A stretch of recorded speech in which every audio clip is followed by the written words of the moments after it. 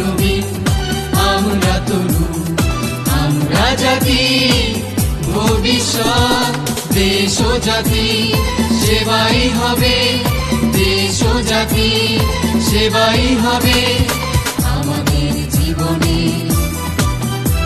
শপথ শিক্ষা নৈতিকতা মানবতা দেশপ্রেম আমাদের চলার নীতি আমাদের চলার নীতি একাই মজিদ জরিনা ফাউন্ডেশন স্কুল কলেজে মূলনীতি Welcome everybody to my online class. Hello viewers and my dear students. At first take my salam. Assalamu alaikum wa rahmatullah.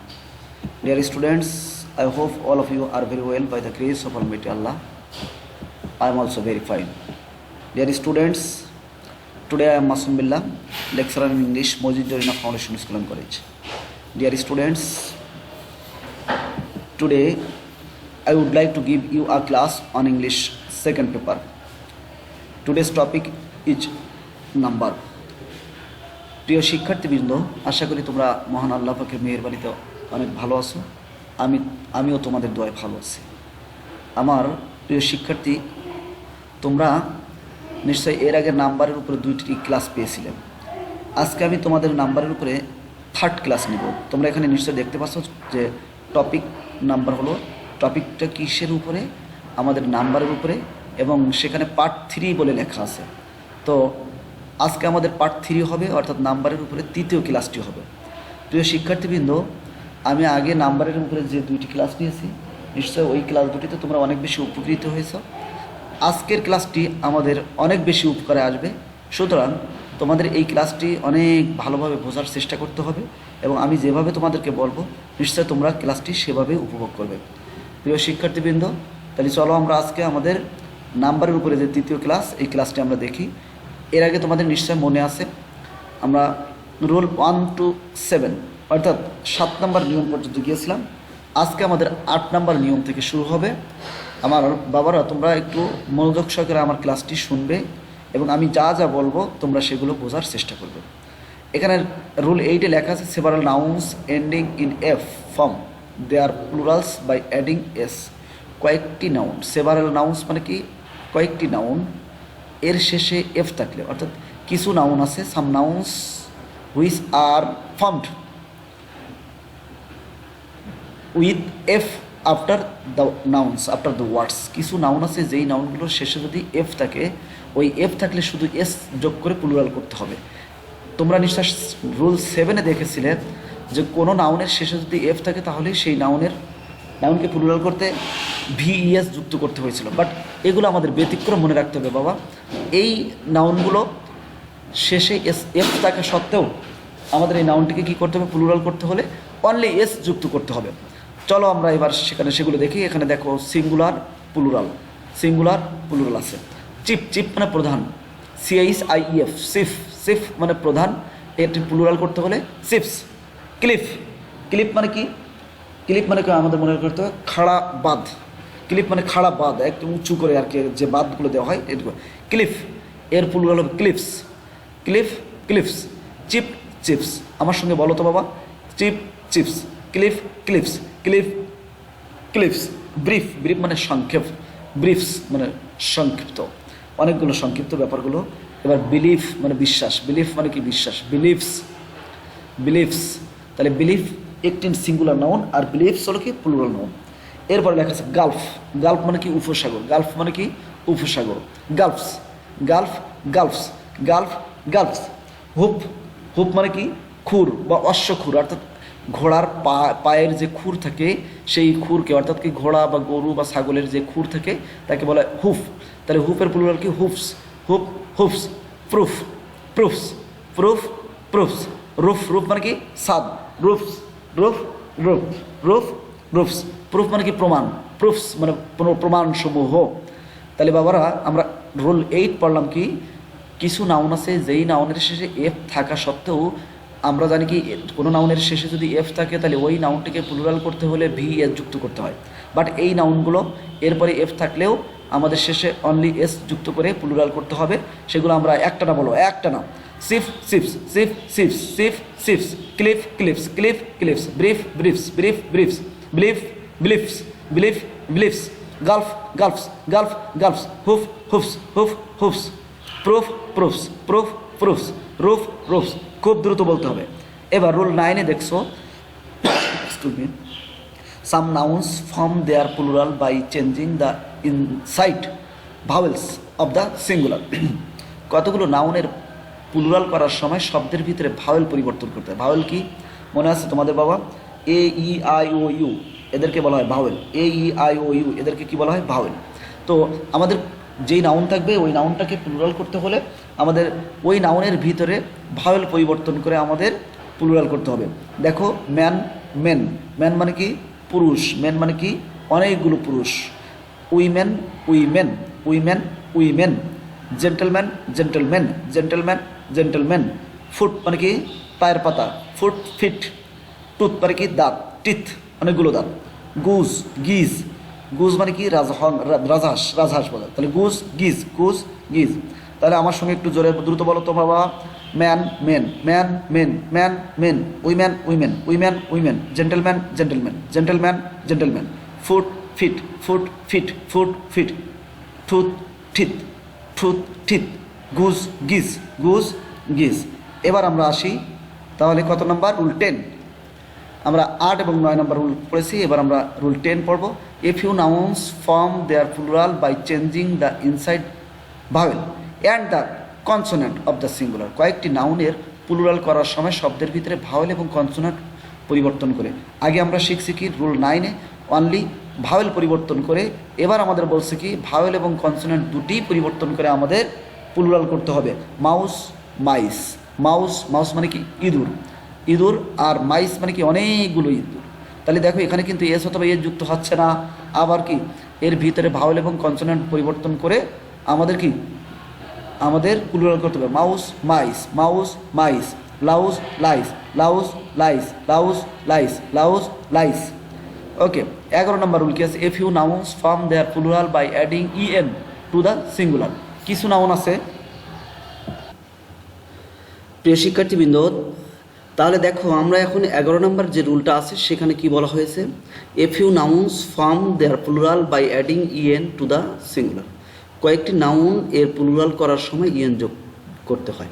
অর্থাৎ আমরা কিছু নাউন আছে যেই নাউনগুলোকে যদি আমরা প্লুরাল করতে চাই তাহলে সেই নাউনগুলোর শেষে কি করতে হবে? ইএন যোগ করতে হবে।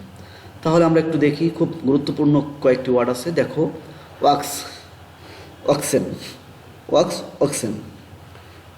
ব্রাদার ব্রাদারেন, ভ্রাতৃস্থানীয় ব্যক্তিগণ। অর্থাৎ ব্রাদার মানে কি? ভাই। আর ব্রাদারেন মানে ভ্রাতৃস্থানীয় ব্যক্তিবর্গ অথবা ব্যক্তিগণ। চাইল্ড চিলড্রেন, চাইল্ড মানে শিশু, একটি শিশু। চিলড্রেন মানে অনেকগুলো শিশু। ওয়াক্স মানে কি? ষাঁড়। ওয়াক্সেন অনেকগুলো ষাঁড়। তাহলে আমরা 11 নম্বর শিখলাম যে কিছু নাউন আছে যেই নাউনগুলোর শেষে ইএন যুক্ত করে আমাদের প্লুরাল করতে হয়। প্রিয় শিক্ষার্থীবৃন্দ, তাহলে আমরা এখানে খুব সুন্দর করে শিখতে পারলাম। ওয়াক্স ওয়াক্সেন, আমার সঙ্গে বলো তো বাবা। Ox oxen, ox oxen, ox oxen. Brother brethren, brother brethren. Child children, child children. তোমাদের যদি পরীক্ষায় আসে যে চাইল্ডের প্লুরাল নাউন কি বলো তো, তাহলে তোমরা কি লিখবা? অবশ্যই চিলড্রেন লিখবা, চাইল্ডস লিখবা না। কি লিখবা? Children.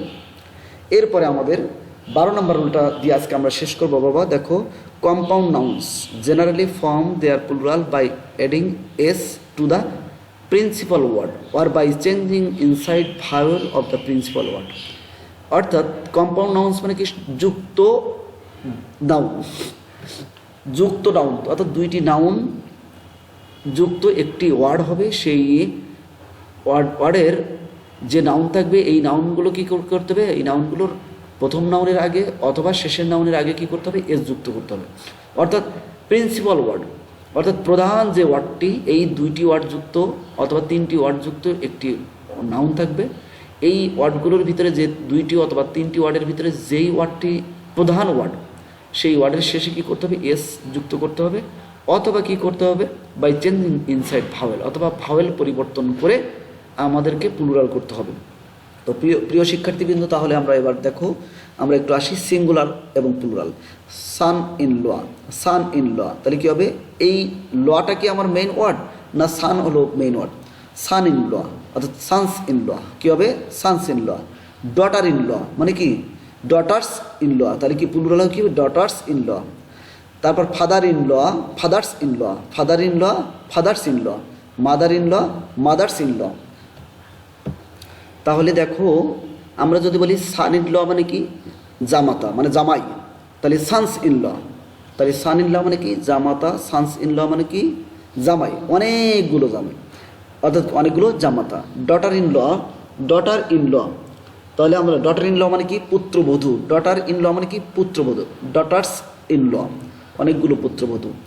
Father in law, father in law, mother in law. তাহলে প্রিয় শিক্ষার্থীবৃন্দ, আমাদের মনে রাখতে হবে মাদার ইন ল মানে কি? শাশুড়ি। মাদার্স ইন ল, অনেকগুলো শাশুড়ি। তারপর কি? ফাদার ইন ল মানে কি? শ্বশুর। ফাদার্স ইন ল মানে অনেক শ্বশুর অর্থাৎ অনেক শ্বশুর। তাহলে ম্যান ইন ওয়্যার, তাহলে ম্যানের প্লুরাল কি বলতো? আমরা একটু আগে শিখে আসছিলাম ম্যানের প্লুরাল হলো মেন, ম্যানের প্লুরাল মেন। তাহলে ম্যান অফ ওয়্যার অর্থাৎ যুদ্ধবাজ মানুষ, men of war, men of war. Commander অর্থাৎ কি? কমান্ডার মানে কি? যিনি কমান্ড প্রদান করেন অর্থাৎ কি? নেতা, আমরা বলতে পারি নেতা। কমান্ডার্স, তাহলে কমান্ডার ইন চিফ মানে কি? Commanders in chief. Commander in chief মানে কি? কী হবে? প্লুরাল কী হবে? Commanders in chief. Grand in aid, তাহলে গ্র্যান্ডস ইন এইড কী হবে? Grants in aid. এরপরে অপর পাশে দেখো মেড সার্ভেন্ট, তাহলে কী হবে? Made servants. এখানে মেড সার্ভেন্ট অর্থাৎ কি? মেড সার্ভেন্ট পরিচারিকা, তাহলে মেড সার্ভেন্ট মানে হলো পরিচারিকা। মেড সার্ভেন্ট মানে কি? পরিচারিকা। মেড সার্ভেন্টস মানে কি?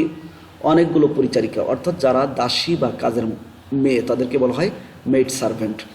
স্টেপ সান মানে কি? সৎ ভাই, সৎ ভাই। স্টেপ সান মানে কি? স্টেপ সান মানে কি? সৎ। তাহলে স্টেপ সান মানে কি? সৎ পুত্র অর্থাৎ সৎ ছেলে। স্টেপ সান মানে কি? সৎ পুত্র বা সৎ ছেলে। স্টেপ সানস মানে কি? সৎ পুত্ররা, অনেকগুলো সৎ পুত্র। স্টেপ ডটার মানে কি? সৎকন্যা, সৎকন্যা স্টেপ ডটার্স। তাহলে আমাদের এখানে স্টেপটা কি মেইন ওয়ার্ড না ডটারটা মেইন ওয়ার্ড? নিশ্চিত আমাদের ডটারটা মেইন ওয়ার্ড, সুতরাং ডটার্স হবে। ডটারের পরিবর্তে কী হবে? ডটার্স হবে। তারপর looker on, lookers on, lookers on সুদর্শন। লুকার ওয়ান মানে কি? সুদর্শন। আর লুকার্স ওয়ান মানে কি? সুদর্শন মানে দর্শনধারী অনেক মানুষ। পাসার বাই মানে কি? পথযাত্রী।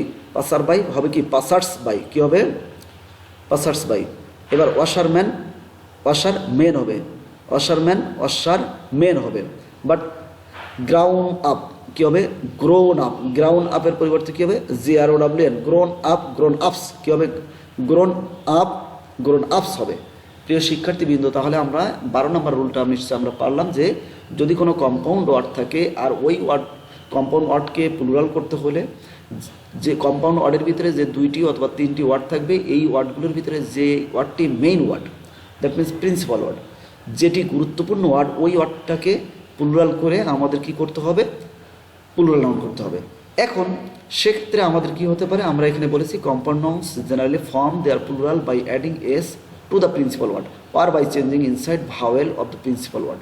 অর্থাৎ আমরা কম্পাউন্ড নাউনের মধ্যে যেই ওয়ার্ডটি প্রিন্সিপাল ওয়ার্ড সেই ওয়ার্ডের পরে এস যুক্ত করে প্লুরাল করতে হতে পারে অথবা ভাওয়েল পরিবর্তন করে আমাদের প্লুরাল করতে হতে পারে। প্রিয় শিক্ষার্থীবৃন্দ, তাহলে আমরা আজকে আমাদের এই ক্লাসটি এখানেই শেষ করব। তো তার আগে আমি বলে রাখি, আমরা যে নাম্বারের উপরে আজকে আমরা ক্লাসটা করলাম, এই ক্লাসটার পরে আরেকটি ক্লাস আমাদের যুক্ত হবে, অর্থাৎ নাম্বারের উপরে 4th ক্লাস হবে এবং 4th class will be the last class of number. আমাদের লাস্ট ক্লাস হবে নাম্বারের উপরে। তো সেক্ষেত্রে আমি তোমাদেরকে যতটুকু বলেছি এটুকুই পড়বা। আশা করি তোমরা উপকৃত হয়েছো আজকের এই ক্লাসটি দেখবে এবং তোমাদের জীবনের প্রত্যেকটা ক্ষেত্রে নাম্বারের কিন্তু খুব প্রয়োজনীয়তা আছে। আমরা নাম্বার এবং জেন্ডার মোটামুটি কমপ্লিট করতে সক্ষম হয়েছি গ্রামারে, তবে আরেকটি ক্লাস আমি নাম্বারের উপরে নিব। তো প্রিয় শিক্ষার্থীবৃন্দ, আজকে তোমাদের হোমওয়ার্কটা হলো এই যে 2টি পেজ, আমি 2টি এই স্লাইডে তোমাদের আজকের এই ক্লাসটি হলো তোমাদের হোমওয়ার্ক। তো সবাই ভালো থাকবে, সুস্থ থাকবে, সবাই পড়ালেখা নিয়েই ব্যস্ত থাকবে। আজকে আমি এখানেই শেষ করছি। সকলের কাছে আমি দোয়া চেয়ে, নিজের জন্য দোয়া কামনা করে এবং তোমাদের জন্য দোয়া, আল্লাহর কাছে দোয়া চেয়ে বিদায় নিচ্ছি। All the best everybody, see you again ইনশাল্লাহ by the grace of almighty Allah. আসসালামু আলাইকুম ওয়া রাহমাতুল্লাহ।